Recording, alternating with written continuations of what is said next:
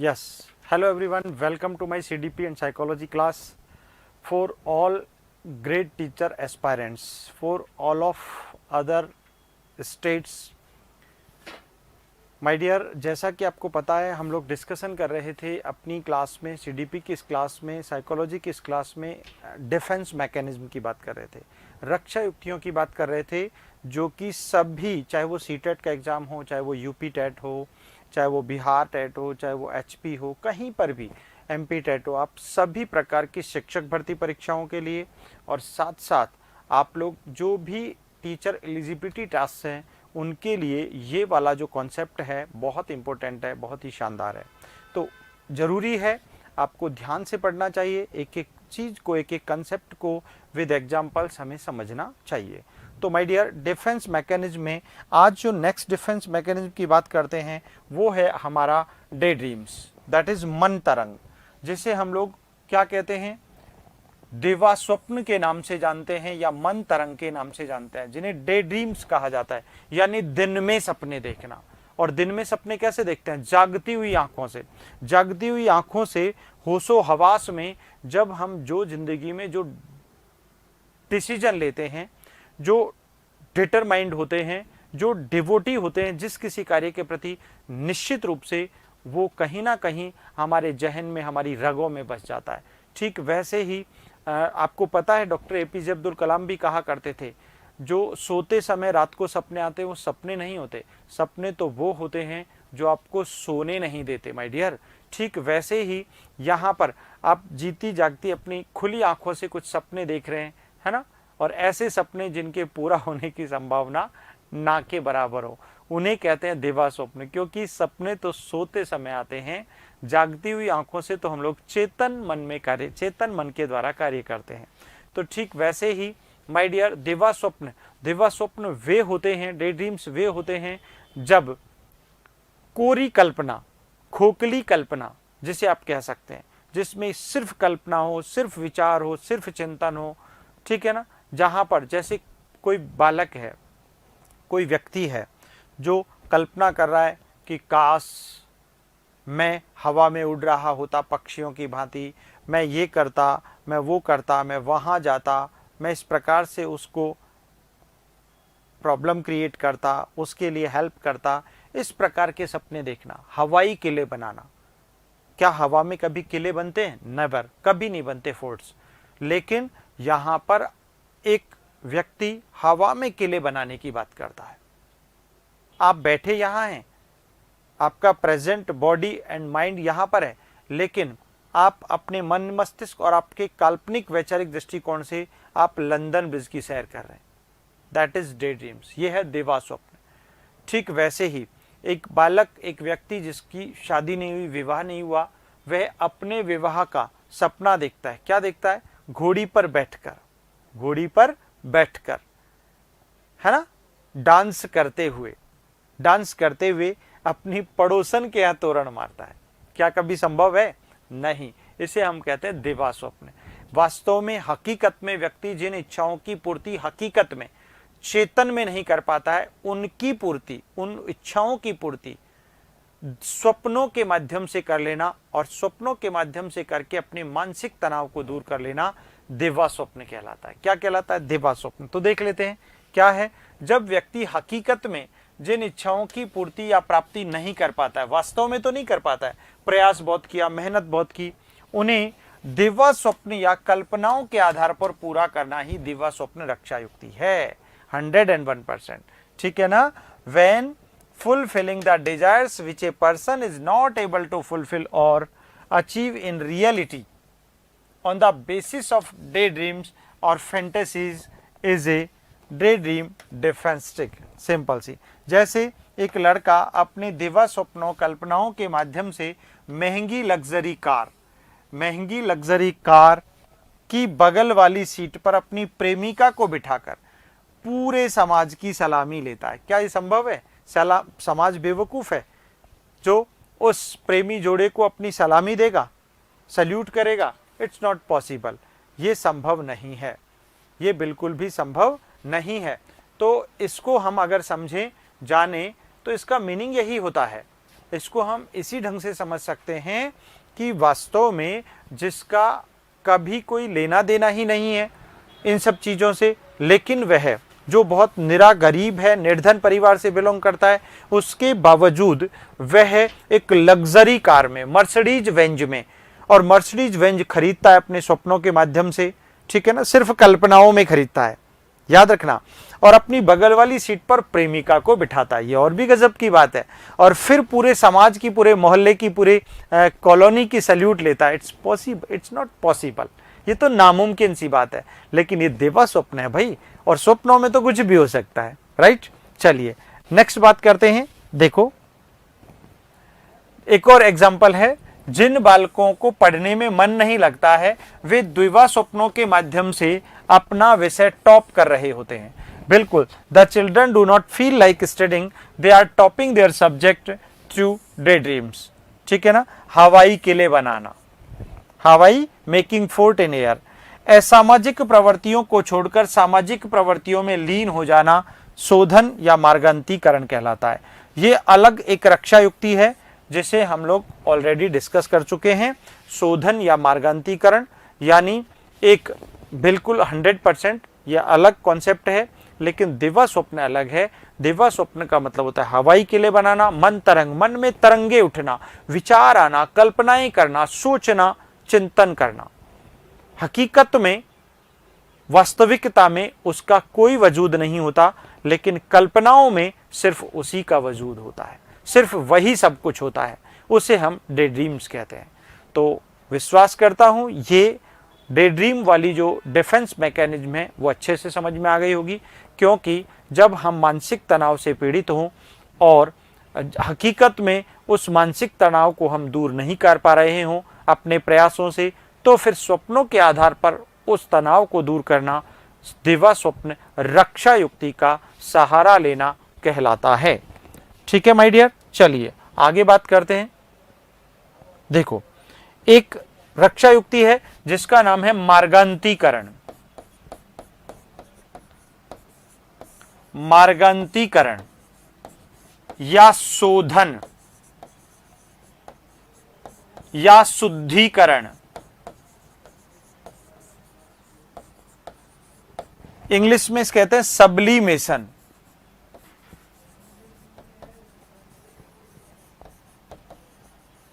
वैसे रिपीट हो गई है ये सब्लिमेशन।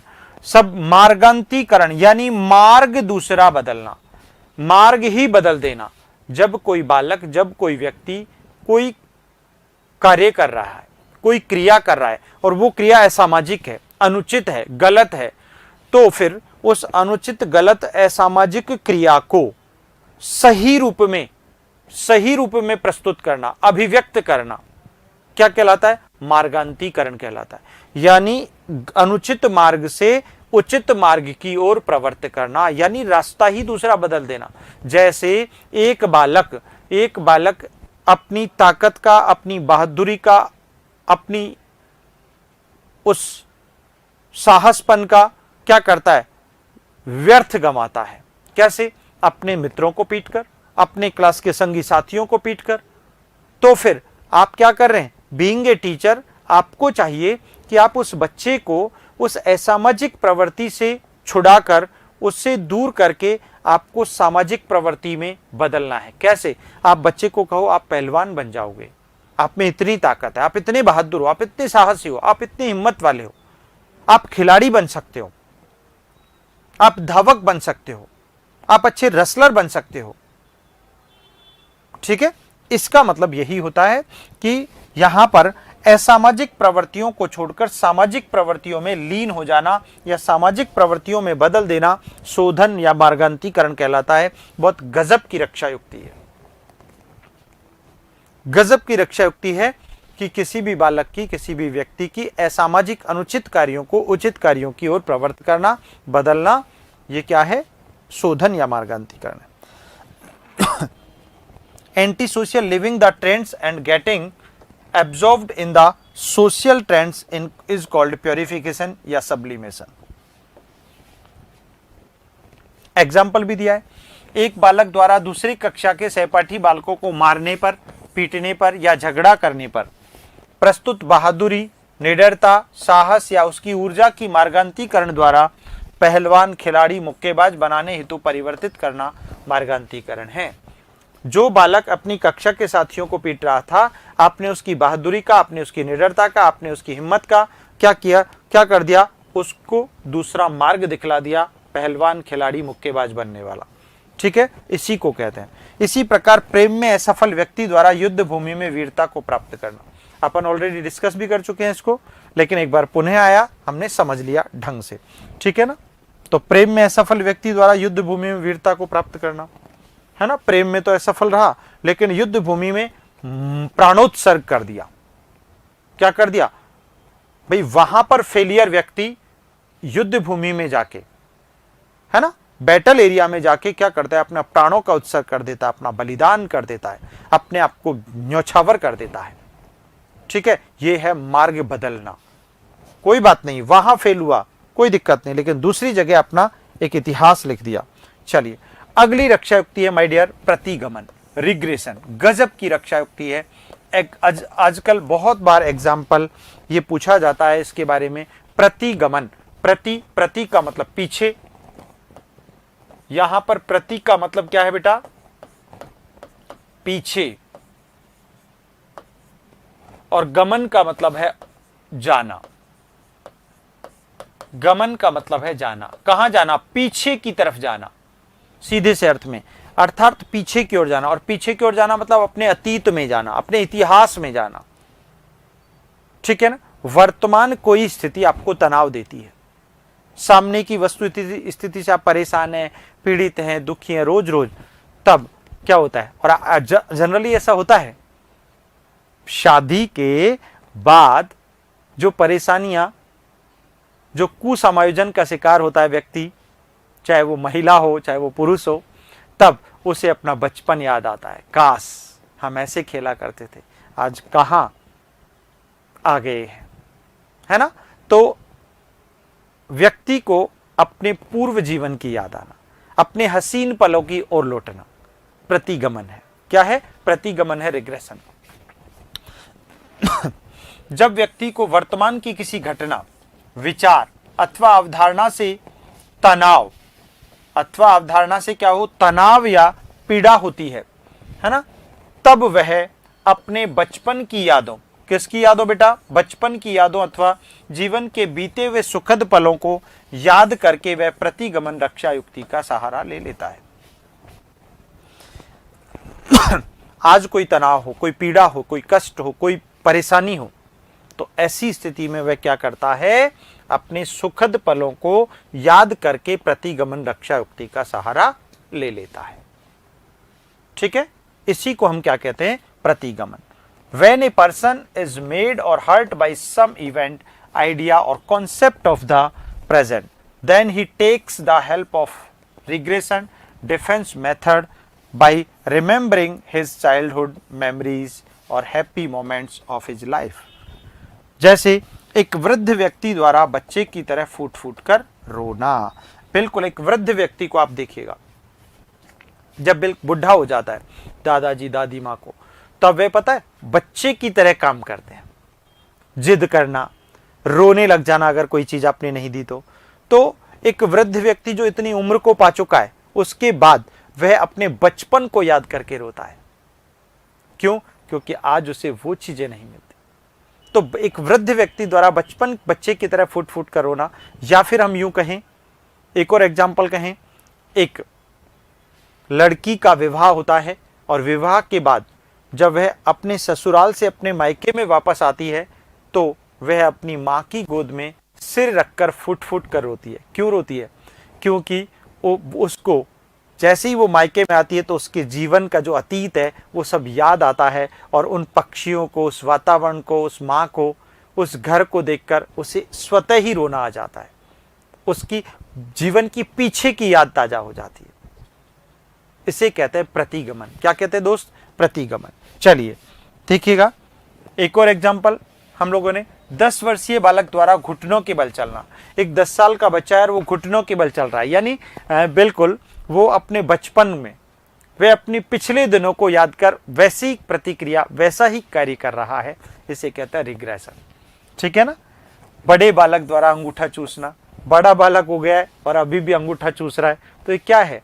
अपने पीछे की यादों में जाना, अपने पीछे की प्रतिक्रियाओं को याद करना। ठीक है, इसे कहते हैं अपन रिग्रेशन। चलिए आगे बढ़ते हैं।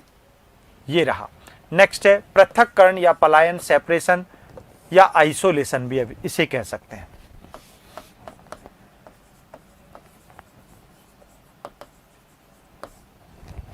है ना, सेपरेशन, आइसोलेशन क्या होता है? जब कोई घटना, कोई विचार, कोई परेशानी, कोई पीड़ा आपको तनाव दे रही है ना, तो ऐसी स्थिति में क्या करता है व्यक्ति? हमेशा के लिए उस घटना से, उस वातावरण से, उस वैचारिक दृष्टिकोण से अपने आप को अलग कर लेता है और सोचता है अरे भाड़ में जाने दो रे। ठीक वैसे ही जैसे एक बच्चा था, उस बच्चे को रोजाना उसके क्लास के साथी परेशान करते थे, चिढ़ाते थे, मजाक उड़ाते थे, उसकी खिल्ली उड़ाते थे, हंसी उड़ाते थे। तो एक दिन क्या सोचा? उसने सोचा कि छोड़ो रे यार, भाड़ में जाने दो इस क्लास के बच्चों को या इस मित्र मंडली को। और वह हमेशा के लिए अपने उस तनाव को दूर करने के लिए अपनी मित्र मंडली से अलग हो जाता है, पृथक हो जाता है, दूर हो जाता है और अपने तनाव को कम कर लेता है, मुक्त हो जाता है। इसे कहते हैं पृथक्करण रक्षा युक्ति का सहारा लेना। ठीक है, देखो यहां पर जब व्यक्ति वर्तमान की किसी घटना, क्रिया अथवा विचारधारा से पीड़ित या परेशान हो जाता है, तब ऐसी स्थिति में वह उस वस्तु, स्थान, घटना, व्यक्ति आदि से पृथक होकर हो जाता है और पलायन कर जाता है, भाड़ में जाने दो।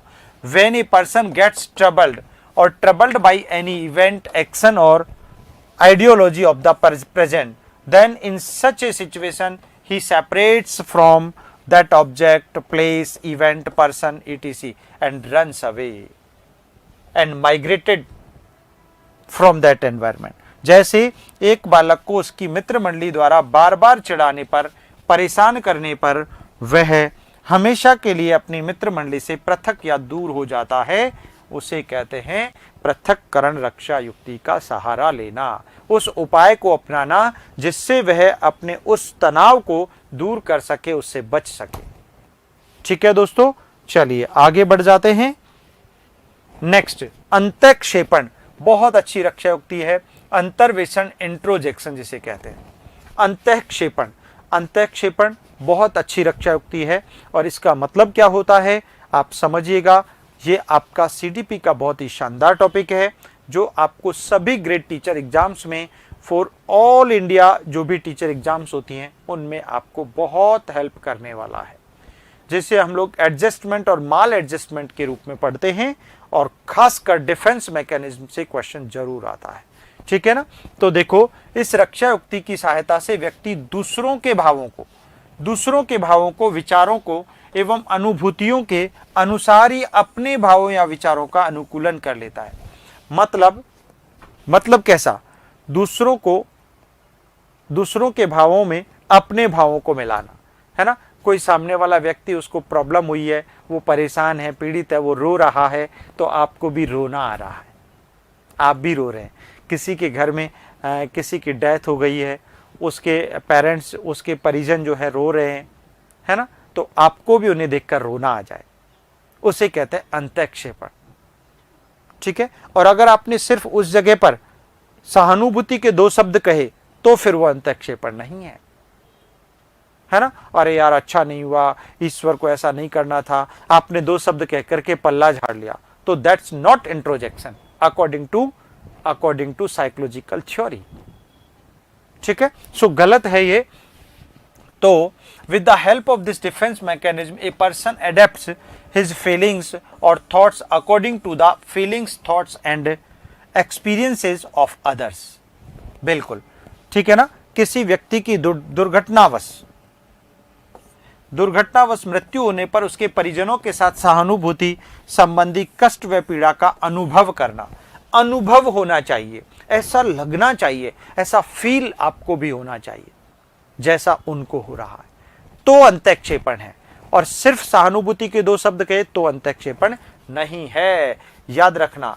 अर्थात जैसी परिस्थिति वैसा ही भाव, दुख का भाव तो दुख, ठीक है ना, प्रदर्शन करना अंत्यक्षेपण कहलाता है, सिंपल सी भाषा में, ठीक है ना। To feel sympathy with the family members for the accidental death of a person, in other words it is introjection to show the same feeling of sadness as per the situation, ठीक है ना, जैसा भाव वैसा ही आपका भाव, बस simple. अगर कोई व्यक्ति खुश है तो आजकल खुश कहाँ होते हैं हम, दूसरों की खुशी से ही तो हम लोग परेशान हैं, यस। तो दूसरों की खुशी में अगर आप खुश होते हैं तो आप अंत्यक्षेपण रक्षा युक्ति को जानते हैं, आप उसे यूज करते हैं, आप उस उपाय का सहारा लेते हैं अपने मानसिक तनावों से बचने के लिए, ठीक है ना।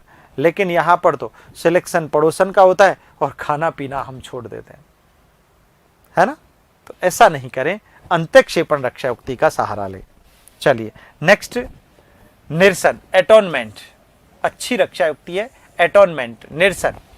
क्या है निरसन? बहुत सिंपल सी बात, देखो क्या है, यह तादात्मीकरण जैसी ही रक्षा युक्ति है, जैसा आइडेंटिफिकेशन था वैसी ही रक्षा युक्ति है, मैंने आपको समझाया आइडेंटिफिकेशन, पर किसी व्यक्ति द्वारा किए गए कार्य अथवा अनचाहे व्यवहार के प्रभाव को कम करना या समाप्त करना ही निरसन कहलाता है, निरसन रक्षा युक्ति है ना। कोई आपसे, आपके हाथ से गलत हो गया, मान लो आप पति पत्नी में झगड़ा हो गया और पत्नी की आपने मार लगा दी, लगानी तो नहीं चाहिए लेकिन गलती से ऐसा हो गया, तो फिर आप क्या कर रहे हैं, आप अब उस घटना से, उस भाव से बचने के लिए आप निरसन रक्षा युक्ति का सहारा लेते हैं। और क्या करते हैं, आप अपनी मैडम को, अपनी वाइफ को, अपनी पत्नी को फूलों का गुलदस्ता लेकर आते हैं, आप उनके लिए उनकी फेवरेट साड़ी लेकर आते हैं, ताकि उनका जो कष्ट है, उनका जो क्रोध है वो खत्म हो जाए, ठीक है ना। This is similar to identification, there is a defence method whereas the cancellation defense method is to reduce the eliminate the effect of the action or unwanted behavior done by a person। जैसे कामकाजी पुरुष या महिलाएं अपने बच्चों को समय पर नहीं दे पाते, समय नहीं दे पाते, तब उनकी आवश्यकताओं को पूरा कर निरसन रक्षा युक्ति का सहारा ले लेते। बात परफेक्ट है, गजब का एग्जाम्पल। जो हस्बैंड वाइफ दोनों गवर्नमेंट जॉब में हो, तो ऐसे लोग न तो माँ और ना ही पिता अपने बच्चों को टाइम नहीं दे पाते हैं, उन बच्चों के भावों को नहीं समझ पाते हैं। तो ऐसी स्थिति में क्या करते हैं, उन बच्चों की अनुचित जो इच्छाएं होती है उनको पूरा करते हैं, है ना। बच्चे ऐसी ऐसी चीजें, माँ मुझे मोबाइल लेके आना, माँ मुझे ये वाली चीज देना, आप उनकी अनुचित आवश्यकताओं की पूर्ति कर निरसन रक्षा युक्ति की सहारा ले रहे हैं, जबकि उन्हें उस जगह पर आपको प्रेम देना था, आपको संस्कार देना था, उनके प्रति सहानुभूति आपको देनी थी, लेकिन ऐसी सिचुएशन में आपने क्या दिया, उसकी जगह कोई गिफ्ट दे दिया, कोई उपहार दे दिया। दैट्स वेरी रॉन्ग, गलत है, ठीक है, ये बात ध्यान रखनी चाहिए। अगली है निर्भर आश्रित होना यानी डिपेंडेंसी। सीधी सी बात है, कोई किसी पर निर्भर होता है, आश्रित होता है, तो इसका मतलब है कि वो कर्महीन है, वो असफल है। तो जब असफल और कर्महीन व्यक्ति सफल और कर्मशील व्यक्ति पर निर्भर होकर, जैसे मैं आपको एग्जांपल समझाऊं कि पहले जब एकेडमीज में हम लोग पढ़ा करते थे 7th 9th 8th 10th में, तो जो इंटेलिजेंट बच्चा होता था क्लास में, उस पर बहुत बच्चे निर्भर रहते थे, जिनके रोल नंबर उसके ठीक पीछे थे, उसके पहले थे, वो उस पर निर्भर रहते थे कि यार उसकी कॉपी में से हम लोग चीट कर लेंगे, क्या कर लेंगे, चीटिंग कर लेंगे और पास हो जाएंगे। और ऐसा होता था, तो क्योंकि वो कर्महीन थे, वो असफल थे। तो असफल और कर्महीन व्यक्ति सफल और कर्मशील व्यक्ति पर निर्भर रहकर अपनी मानसिक तनाव को, पीड़ा को कम कर देता है। क्या कर देता है, कम कर देता है, ठीक है ना। तो एक कर्महीन या असफल व्यक्ति दूसरों पर या सफल या कर्मशील लोगों पर निर्भर रहकर आश्रित होना रक्षा युक्ति का सहारा ले लेता है। बहुत सिंपल है ना। ए वर्कलेस और यूजफुल अनयूजलेस या unsuccessful person takes the support of a defense trick to the dependent on others or successful or working people। फिर उसके बाद आता है आपका आक्रामक उपाय। अगला उपाय, हमने आपको पता है कितने प्रकार की रक्षा युक्तियां पढ़ी हैं, प्रत्यक्ष पढ़ ली, अप्रत्यक्ष, डायरेक्ट पढ़ ली, फिर इनडायरेक्ट पढ़ ली, अब पढ़ रहे हैं हम लोग आक्रामक। ठीक है ना, आक्रामक, अग्रेसिव मेजर्स। ये कौन सा है? अग्रेसिव मेजर है। आक्रामक रक्षा युक्ति है, ये दो प्रकार की होती है। इसमें व्यक्ति अपने तनाव, जिस तनाव से पीड़ित है, जिस परेशानी पीड़ा से पीड़ित है, उससे बचने के लिए क्रोध करता है, आक्रोश व्यक्त करता है। और वो क्रोध और आक्रोश दो तरीके से करता है, एक तो स्वयं को बचाने के लिए, और दूसरा अपने मन। कई बार तो व्यक्ति को इतना गुस्सा आ जाता है कि दूसरे का मर्डर तक कर देता है, तब जाके शांति मिलती है। तो एक हिंसक होता है जिसे हम लोग भक्षक कहते हैं, और दूसरा रक्षक होता है जिससे हम खुद को बचाते हैं। जैसे माँ के प्रति आपको क्रोध जाहिर करना है तो आप क्या करेंगे? आप खाना नहीं खाएंगे, खाने की प्लेट को फेंक देंगे, आप 2 दिन तक खाना नहीं खाएंगे। यानी आपने अपने क्रोध को माँ के प्रति व्यक्त किया, लेकिन अपने आप को सेफ कर लिया, रक्षक, अपने आप की रक्षा कर ली ऐसा गुस्सा करके। ठीक है ना, जिससे माँ का प्यार आपको मिल सके। दूसरी तरफ आप अपने मानसिक तनाव से बचने के लिए सामने वाले व्यक्ति का मर्डर कर देते हो, आप उसके हाथ पैर तोड़ देते हो, वो हिंसक प्रवृत्ति है। तो इस तरीके से व्यक्ति कभी कभी अपने मानसिक तनाव से बचने के लिए आक्रामक भी हो जाता है, और आक्रामकता में अपने क्रोध और आक्रोश के कारण वह हिंसक मार्ग को अपना लेता है, या फिर अपनी सेल्फ डिफेंसिव मार्ग को अपनाता है। दो तरीके का उपाय होता है। ठीक है दोस्तों, सिंपल है। जब व्यक्ति अपने मानसिक रोग से बचने के लिए अपने क्रोध व आक्रोश को का सहारा लेकर जिस रक्षा युक्ति या उपाय कहा जाता है, उसे हम लोग आक्रामक रक्षा युक्ति कहते हैं। When busy person are to avoid mental illness by taking the support of your anger and resentment, which is called the defense method or remedy। ठीक है, चलिए नेक्स्ट देखिएगा। यह 2 प्रकार का होता है। आक्रामक उपाय कितने प्रकार का होता है? 2। पहला होता है रक्षक आक्रामक उपाय, और दूसरा होता है जिसे गार्ड अग्रेसिव मेजर्स कहते हैं। दूसरा होता है भक्षक आक्रामक उपाय, जिसे हम लोग ईटर अग्रेसिव मेजर्स कहते हैं या मेथड कहते हैं। ठीक है ना, ध्यान रखिएगा। रक्षक में जब व्यक्ति स्वरक्षा, दैट्स वेरी इंपॉर्टेंट, जब व्यक्ति स्वरक्षा हेतु आक्रोश और क्रोध को प्रकट करता है, उसे रक्षक कहते हैं। ठीक है ना। When a person express resentment and anger for self defense, it's called defensive aggressive measure।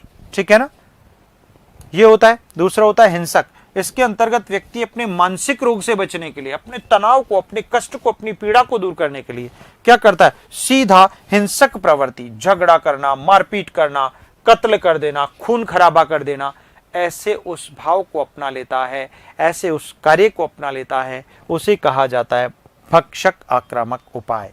ठीक है। Under this a person adopts violent tendencies. क्या? वायलेंट टेंडेंसीज को अपनाता है। बस ये बात ध्यान रखनी है।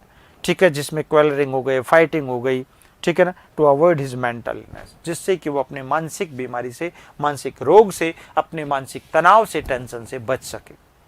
बहुत आजकल देखने को मिलता है ना। और जो मैं खासकर किशोर अवस्था में आप बच्चे को कुछ कह दोगे तो बस फिर क्या है, फिर तो हालत खराब है, मरने मारने पर।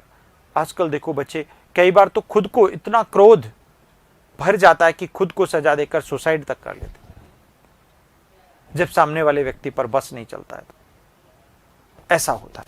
ठीक है, नेक्स्ट देखिएगा। अब आता है क्षतिपूरक उपाय, कंपेंसेटरी मेजर, जो कि रक्षा युक्ति का यानी कुसमायोजन का अंतिम रक्षा युक्ति है। That's very important. उसके बाद ये एडजस्टमेंट और माल एडजस्टमेंट का जो टॉपिक है वो हमारा कंप्लीट हो जाता है।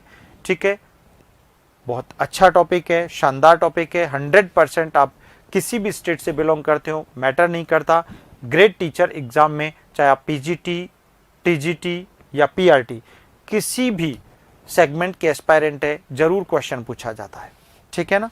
चलिए, तो देखो मित्रों, जब व्यक्ति किसी एक क्षेत्र या विशेष की कमजोरी को किसी दूसरे क्षेत्र की या प्रसाधनों की सहायता से उस कमी को पूरा कर लेता है, उसे क्षतिपूरक उपाय कहते हैं। ठीक है ना। When a person who fulfils the weakness of A particular area in another area or with the help of cosmetics is called a compensatory measures। ठीक है ना, बहुत सिंपल। भाई आप एक क्षेत्र में कमजोर हो तो आप उस क्षेत्र की कमजोरी को दूसरे क्षेत्र में जिसमें आप सक्सेसफुल हो, उस सक्सेसफुल वाले क्षेत्र की सहायता से उस कमजोर क्षेत्र को पूरा कर देना, उसको भर देना। भाई आपको पता है क्षतिपूर्ति करना, मेकअप करना, महिलाएं, आजकल तो पुरुष भी करते हैं, महिलाएं अक्सर मेकअप करती हैं। क्यों करती हैं?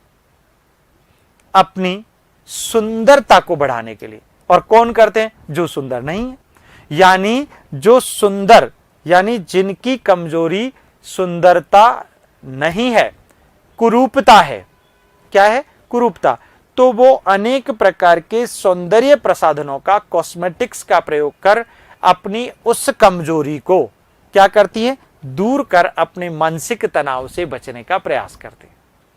उसे कहते हैं कंपेंसेटरी डिफेंसिव मेजर, रक्षात्मक उपाय, सॉरी क्षतिपूरक उपाय। ठीक है ना। जैसे एक बच्चा गणित में कमजोर है, लेकिन गणित की कमजोरी को इंग्लिश में अधिक नंबर लाकर उस गणित की कमजोरी को क्या कर लेता है? पूरा कर लेता है। समझ में आ गया? एक क्षेत्र की कमजोरी को दूसरे की सहायता से पूरा करना क्षतिपूरक उपाय कहलाता है। जैसे एक छोटे कद की लड़की ऊंचे हील के सैंडल पहन ले, एक छोटे कद की लड़की ऊंचे हील के सैंडल पहनकर अपने उस कद की, उस अपने छोटे कद रूपी कमजोरी की पूर्ति किससे कर रही है? ऊंचे हील के सैंडल पहनकर। इसे क्षतिपूरक उपाय कहते हैं। एक बच्चा जो शारीरिक रूप से तो विकलांग है और विकलांग होने के कारण कक्षा के अन्य बच्चे उससे बातचीत नहीं करते, मित्रता नहीं करते, उसके पास नहीं बैठते, तो क्या सोचता है? वो जबरदस्त पढ़ाई करता है आपकी तरह और वो पहली रैंक ले आता है। कौन सी रैंक? पहली रैंक।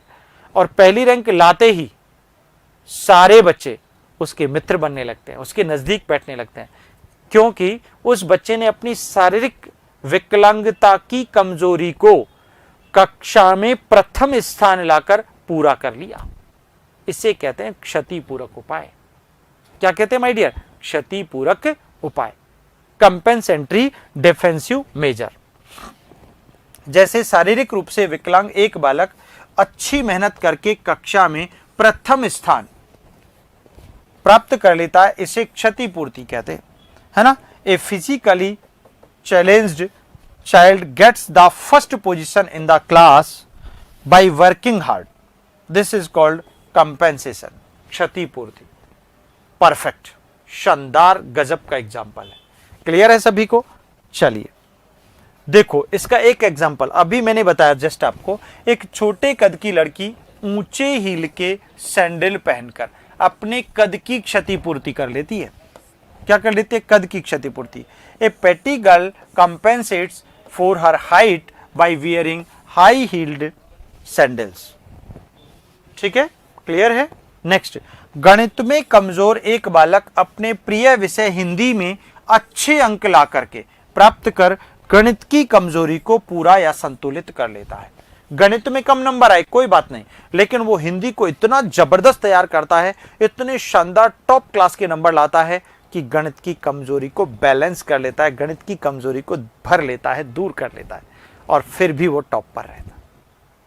बहुत सारे आपके साथ भी ऐसा होता है, आपका कोई सब्जेक्ट कमजोर है लेकिन दूसरा अच्छा है, बहुत अच्छा आपका इंटरेस्ट है, तो आपका दूसरा जो इंटरेस्टिंग सब्जेक्ट है उसमें आप ज्यादा मेहनत करके और उसे बेहतर बना करके आप जो कमजोर था उसको इग्नोर करके उसकी कमजोरी को वहां उसमें अच्छे नंबर ला करके पूरा कर लेते। यही है आपका क्षतिपूरक रक्षात्मक उपाय। क्लियर है मित्रों?